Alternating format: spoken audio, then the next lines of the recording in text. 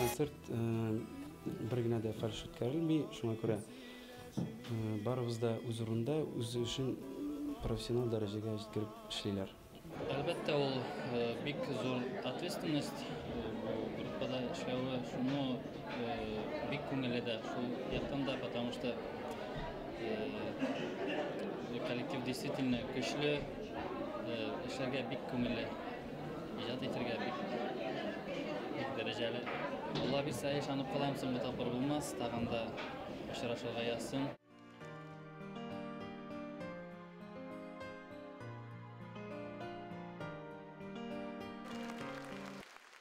Башкортстан районы, Тәтешле районында туып үскән, Уфада училище мәдәниятне, сәнгатьне анда бетердем. Хәзер Казан шәһәрендә иҗат итәм. Төмән халкына тоже үземнең зур рәхмәтләрне белдерәсем килә. Шулай кызларга ук менә бәлешнәле генә ашап чыктык, менә икенче отделениегә хәл җыеп, бик зур рәхмәтләрне белдерәм. Җылы алкышлар, җылы карашлар бу концертта халык сизелеп тора.